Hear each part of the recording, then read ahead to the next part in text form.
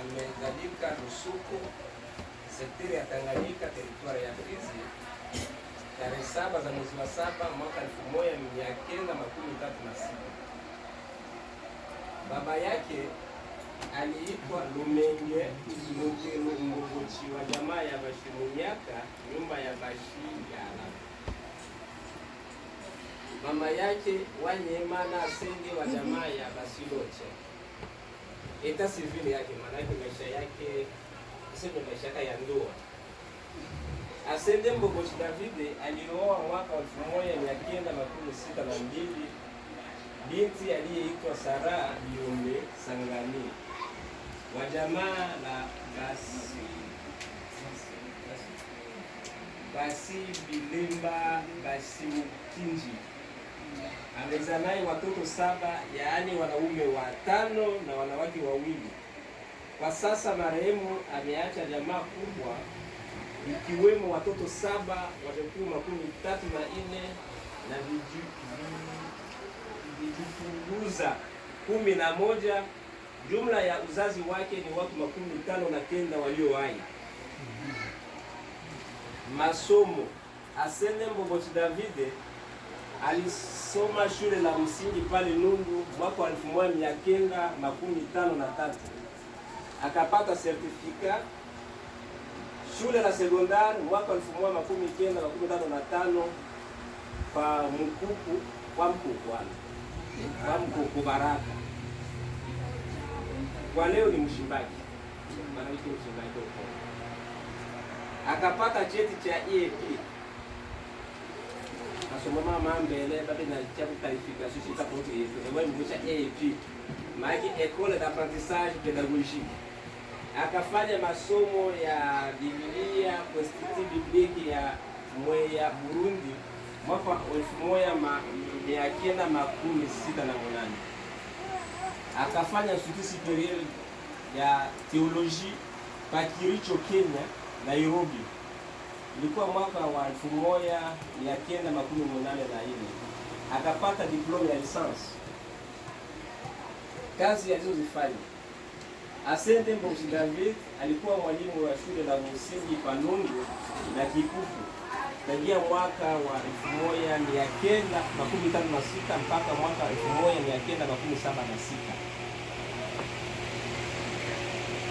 Tufahamishe kwamba maisha ya kazi yote Asende Mbogochi alimaliza ndani ya kanisa, ijapokuwa kanisa litaeleza kuhusu huduma.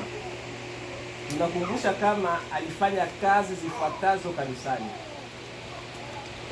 Mwaka 1969 kwa 79 alikuwa representant legal suppléant wa communauté méthodiste Libre au Congo, akisaidiana na hayati representant ya Ene Akolo Ilangi. Alikuwa coordinateur wa Charles de Keya, ile programu ya Msowatu baada ya Millimere Asako. Alikuwa prefet wa Institut Biblique pa Kitutu Mwenga. Alikuwa délégué wa kanisa ku séminaire évangélique en Afrique et à Madagascar, Limuru, Kenya. Alikuwa prédicateur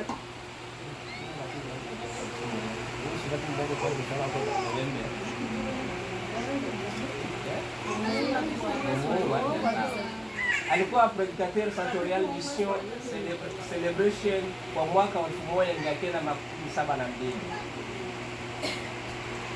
Alikuwa délégué évangéliste itinérant Amsterdam, Hollande. Ilikuwa mwaka 1981.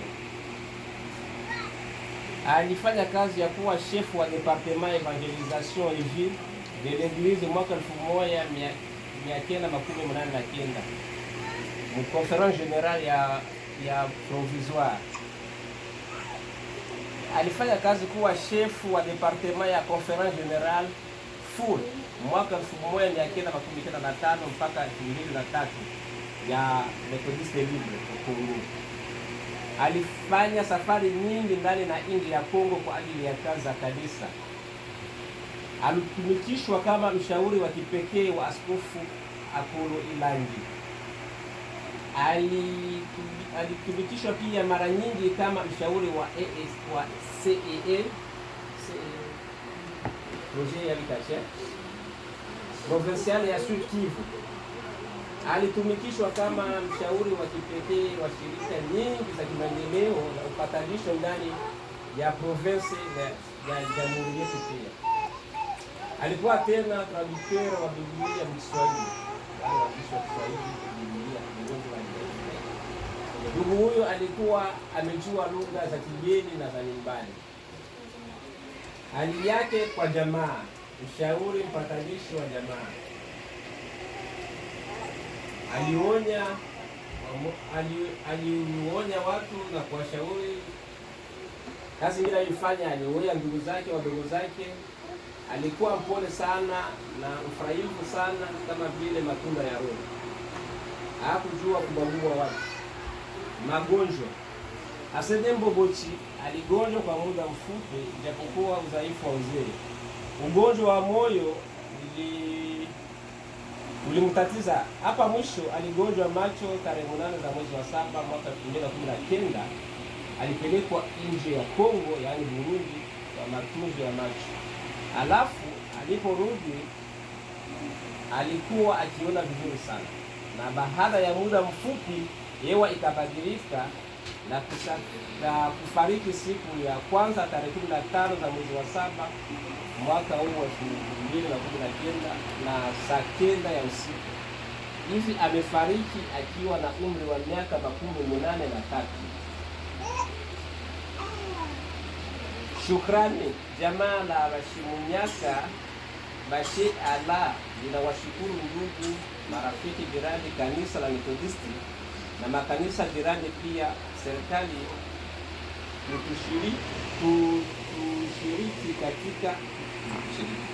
kushiriki katika msiba huu. Kwa niaba ya jamaa hapa tutasema Zulu ngado mbongoshi, Kongo watasema ngoso lote ayongi. Asante. Mungu wetu wa ajabu, Mungu wetu wa ajabu, Mungu wetu wa ajabu, Mungu wetu wa ajabu, Mungu wetu wa ajabu, Mungu wetu wa ajabu, nikitazama milima jinsi ulivyoiumba, wewe wa ajabu, Mungu wetu wa ajabu, Mungu wetu wa ajabu, Mungu wetu wa ajabu.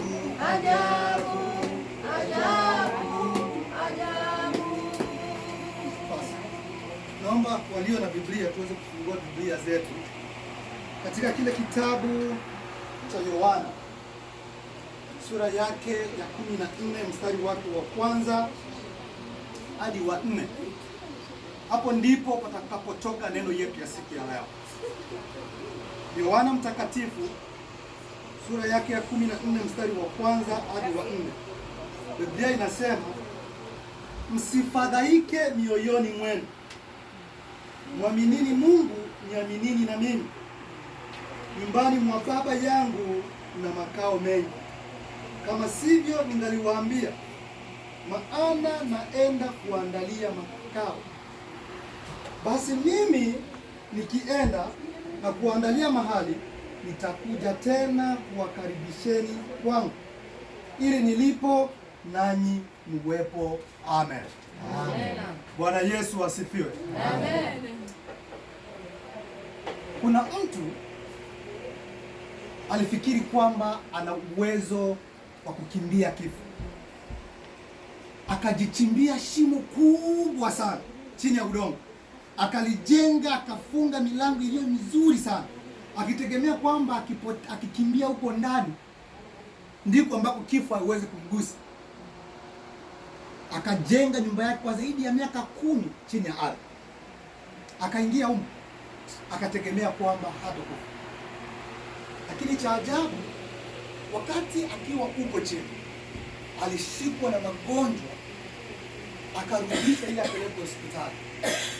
Alipofika hospitali akatibu, akasema kwamba uende chini ya bahari, ukae juu ya ardhi, uingie chini ya udongo, hakuna jinsi unaweza kukimbia kifo, kwa sababu kiliumbwa, na Biblia inashuhudia kwamba kila nafsi itaonja mauti. Kwa mtu anapofiwa, kuna tabia 5 ambazo huwa zinajitokeza ndani yake, na hii ya 5 ndio ambayo tutakwenda kuizungumzia zaidi. Jambo la kwanza ambalo linajitokeza kwa mtu hufadhaika na uumia zaidi. Na jambo la pili, mtu anaweza kujiuliza maswali, kwa nini kifo kipitie nyumbani kwangu mimi? Kwa nini kisiende kwa jirani yangu? Kwa nini kisiende kwa wanajamii wengine? Kwa nini kinipitie mimi? Jambo la tatu, mtu huanza kuweka deal na Mungu, kwanza kumwambia Mungu, kulikoni ndugu yangu huyu angekufa, ingekuwa heri mimi ningekufa. Kuna watu juzi hapo wakati tulikuwa kwenye msiba, tulikuwa tunabebana kidogo na mchungaji Elisha tukikumbushana. Kuna watu kama Mobutu ambao tulikuwa kwenye mashule tuliwaimbia, tukasema kwamba ni ongo kubwa sana waliosema kwamba Mobutu atakufa. Lakini leo hapo tena duniani. Tukaimba kwamba emperor haitakufa. Lakini leo emperor haipo tena. Kwa sababu gani? Kila mtu ataonja mauti. Na jambo la 4, watu ushikwa na msongo wa mawazo sana, depression. Kuna watu wengine baada ya kufiwa, mama au baba ukaa ndani ya nyumba kwa zaidi ya miaka 5 au kwa zaidi ya miezi 4, ahogi, amevaa mavazi yale yale, ameichukia dunia, akachukia uumbaji, akawachukia watu wengine, kiasi kwamba hana hata muda wa kukutana na watu wengine. Lakini jambo la 5, kwa wale ambao ni Wakristo, uelewa na kuona kwamba hii ni hali ya kawaida. Na endapo mtu si Mkristo au mtu hana marafiki ambao watakwenda kumfariji kwa maandiko matakatifu, katika kipindi hiki watu wengi hupotea na kuachana na Mungu. Ndio maana leo sisi tuko hapa, kwa sababu tunaamini. Biblia inasema kwamba upendo una nguvu kuliko kifo. Upendo una mamlaka kuliko kifo. Kuna watu kama Ibrahimu ambao ndiye baba wa imani, licha kwamba alikaa miaka ya kutosha duniani, lakini bado alikufa. Kuna mtu Musa, Biblia inashuhudia katika kitabu cha Kutoka kwamba ndiye mtu pekee aliyezungumza na Mungu ana kwa ana, kama jinsi mtu azungumzavyo na rafiki yake, lakini alikufa. Ayubu ambaye alikuwa ni, Biblia inashuhudia kwamba alikuwa mwaminifu na mkamilifu mbele za macho ya Mungu, licha kwamba alijaribiwa, licha kwamba alibarikiwa.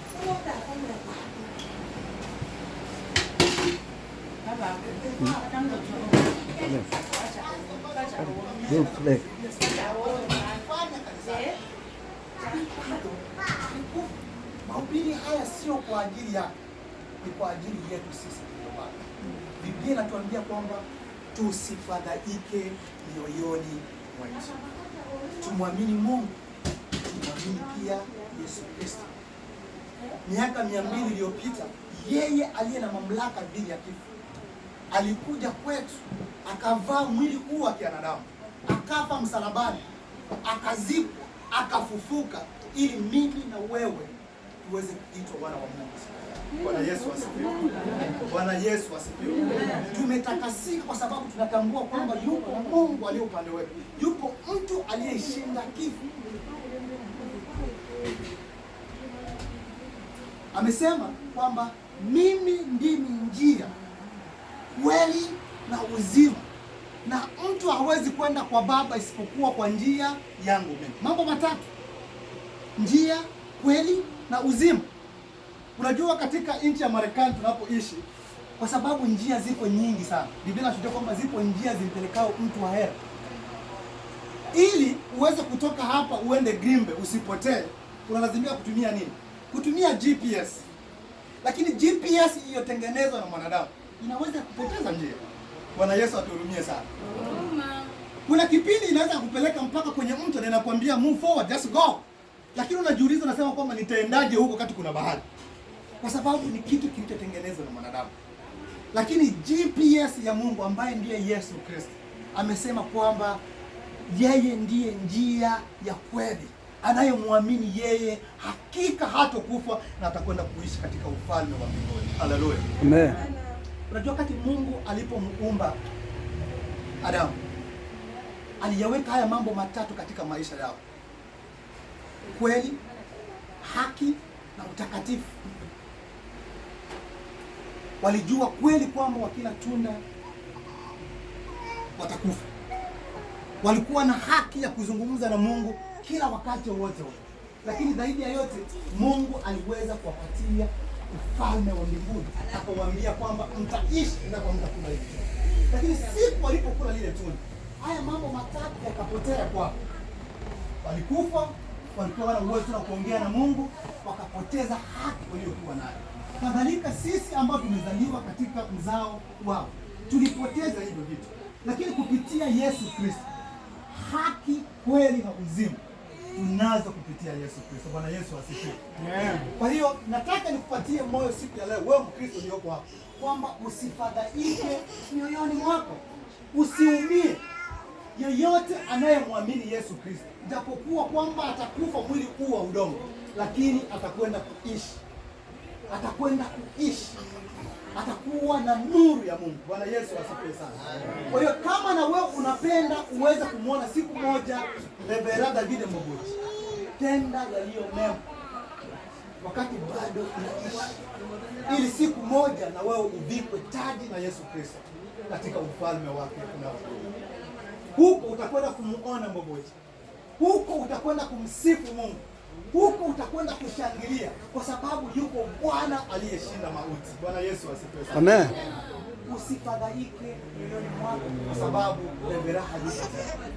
Badala yake wewe tenda yaliyo mema, ukijua kwamba Yesu Kristo ambaye ndiye upendo, yeye ana mamlaka kuliko kifo. Tuko hapa kwa sababu ya misingi ya upendo. Bwana Yesu asifiwe sana. Kama Yesu asingetujenga kama kanisa katika misingi ya upendo, hata leo tusingekuwepo. Labda leo tungekuwa watu wa kuumia kwa sababu ya kifo. Lakini Biblia inatushuhudia kwamba tujapokufa, lakini siku moja tutakwenda kumwona Bwana na kumlaki pale. Bwana Yesu asifiwe sana. Amen. Kwa hiyo usiumie katika siku ya leo. Leo ni siku ya kusherekea maisha ya Reverend Mbogoji kwa kazi nzuri ambayo aliyoifanya katika dunia hii. Mungu ametuumba kwa malengo, na lazima uitumie karama aliyoiweka ndani yako kwa ajili ya kuwasogeza watu wengi. Familia imetoka kutembea kwamba alikuwa ni mpatanishi wa familia yao. Mahali palipo na matatizo alikuwepo pale kwa ajili ya kuunganisha familia. Kanisa imeshuhudia wazi kwamba alitumika kazi ya ajabu sana. Alikuwa mwalimu wa Biblia, alikuwa koordinatero wa Injili, alikuwa mchungaji, alifanya kazi iliyo njema. Ninaamini mahali aliyopo Bwana anataka kumwambia pumzika kwa amani. Bwana Yesu asifiwe sana. Kwa hiyo ili na wewe siku moja uweze kumwona Reverend David Mbogoji, fanya yaliyo mema. Fanya yaliyo mema wakati bado unaishi, ili siku moja uweze kuvikwa taji na uweze kumsifu Mungu pamoja na Reverend na Bwana akubariki. Amen. Bwana Yesu asifiwe sana. Amen. Tutakwenda kuchukua vitabu vyetu vya wokovu wa nambari 141. Sauti yangu mimi imekera siku ya leo.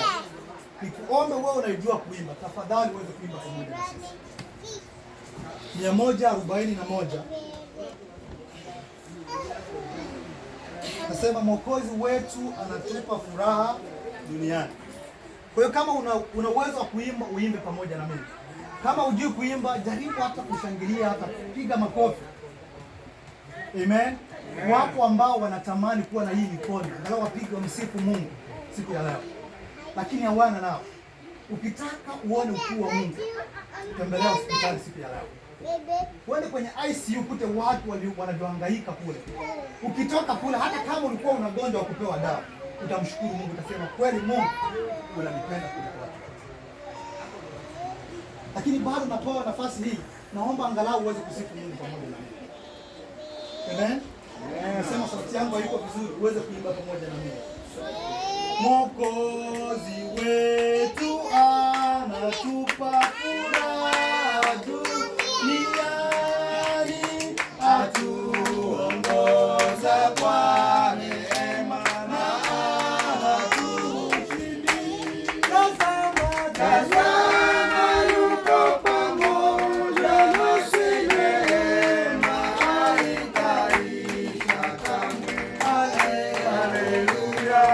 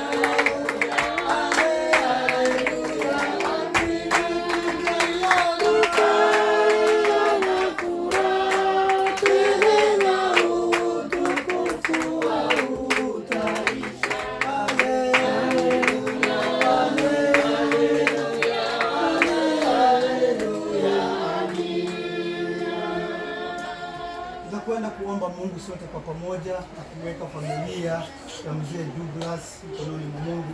Mungu aweze kuwatia nguvu, Mungu aweze kuwabariki. Tuombe. Mungu mtakatifu, mtakatifu, Mungu wa kuitwa na kuitishwa, Mungu wa Ibrahimu, Mungu wa Isaka, Mungu wa Yakobo, katika kipindi hiki ambacho tunaendelea kupitia, tunakuomba Mungu wetu, Roho wako Mtakatifu aliye mfariji mkuu, ambaye Biblia inasema na atakapoajilia juu yenu Roho Mtakatifu atawafundisha kweli yote, atakwenda kuwafariji na kuwatia nguvu. Roho wako Mtakatifu aweze kutia nguvu familia kwenda kuaje. Roho wako Mtakatifu aweze kutia nguvu kanisa kwenda kuaje. Roho wako Mtakatifu aweze kutia nguvu familia na kutambua kwamba nafsi zote hizi zitakwenda kupata mzuri, lakini katika heri kuwa uangalifu na kuweza kujiandaa, maana hatujui siku wala saa ambayo Mungu atakwenda kutupa. Asante kwa sababu tunatambua kwamba njia iliyo ya kweli ni njia iendayo kwa Yesu Kristo, ni njia ya kutambua na Baba. Nichochee kama tulivyoweka ndani yetu, ili tuweze kutambua na kuishi katika misingi ya kukuzoea, tuweze kuishi katika misingi yako, ili siku moja tuweze kumlaki Bwana pale Bwana, ili siku moja tuweze kuimba hosana na haleluya na mtumishi wako Daudi mwokozi siku hiyo.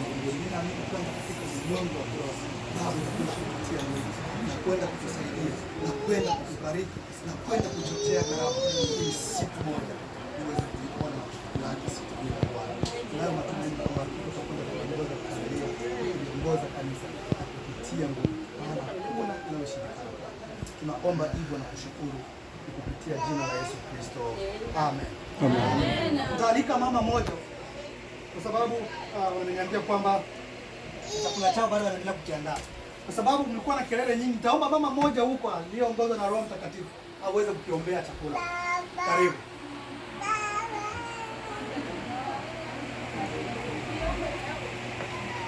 Mama yeyote atakayeongozwa na Roho wa Mungu, karibu uweze kuombea chakula.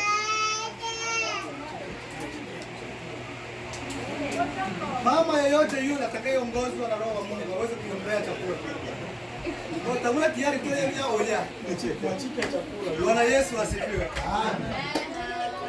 Tunakushukuru Mungu tupae chakula. Tunaomba ubariki waliokiandaa uweze kuleta afya katika miili ya wana wako. Na zaidi ya yote tutakwenda kuwakumbuka mayatima na wajane ambao Mungu katika siku ya leo huenda watakwenda kulala na kuishi na kutegemea kwamba watakwenda kupata chakula. Uweze kuwafungulia milango ya baraka, uweze kuwatumia mtu Mungu katika siku ya leo uweze kupata chakula, ili uweze kusifu na kutukuza Mungu.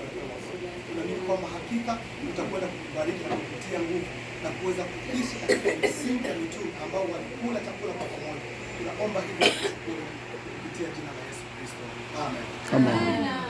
Na Bwana wabariki. Tunaweza tukaangalia kwaya zetu sasa, tunaweza tukapiga chakula chetu. Na kitakapokuwa tayari mtuambie sasa sisi tunataka kusikia njaa. Amen. Amen.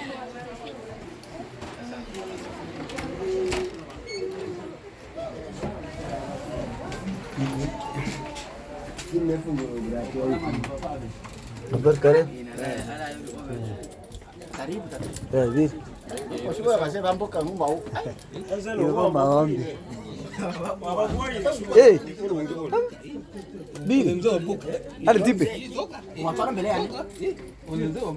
Unataka mbele yani? Bacha kwanza. Bacha alikuwa anabasha tumaliza hapo. Unataka mbele yani? Mbele boss ana unini. Dado boya anansengibiri. Mwana murira.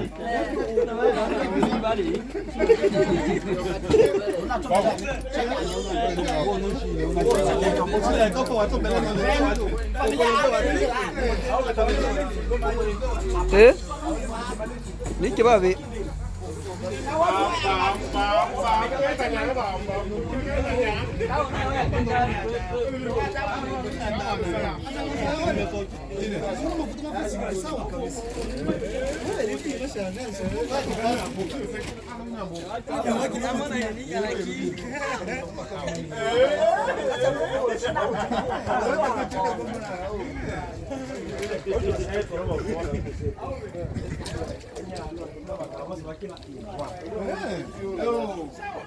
Abana vile hivi.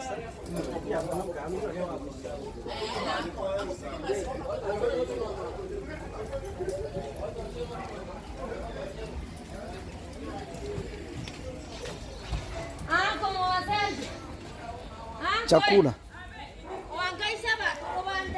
Wanaomba chakula kule.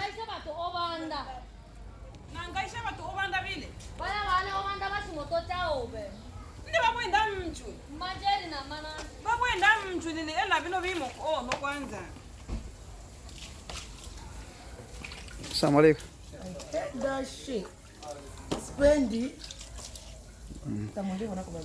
Na hivyo na karaka au pendi kwa nasema jua ni utakuwa mke wa Kanumba.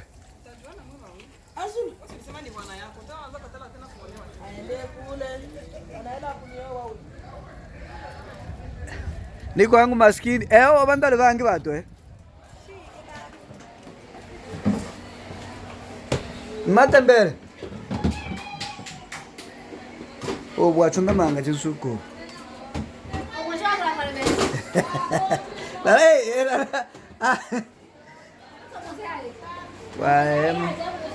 Geography.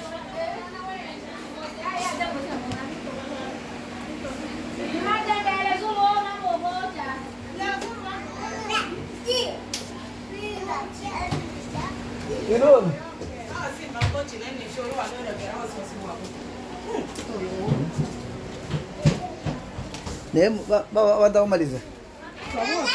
Kasi lakini kidogo anda kumaliza ingecho wanda.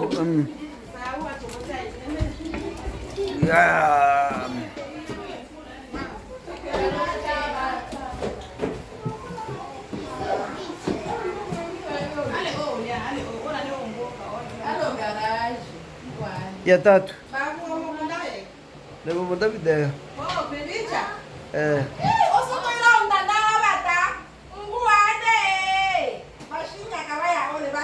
Oyo, bili ujan. Mule yocha ajabu. Bado sina lo, tena malizi. Ola kina olochi.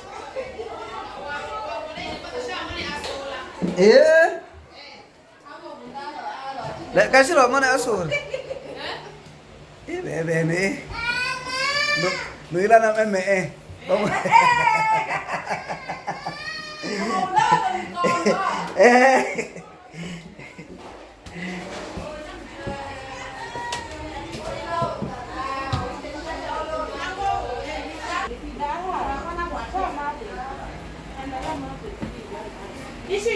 Nimbo cholak. Bopa nimbo chokwen. La ni malizi. Beti mwaenda nani? Ye. Munga cheti. Wabo kangu. Ele problema. Ende sile mali.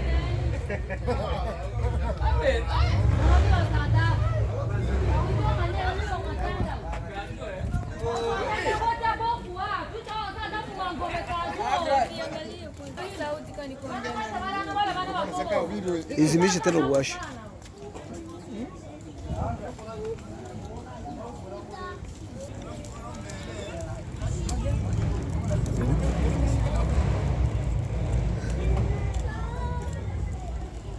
Unafanya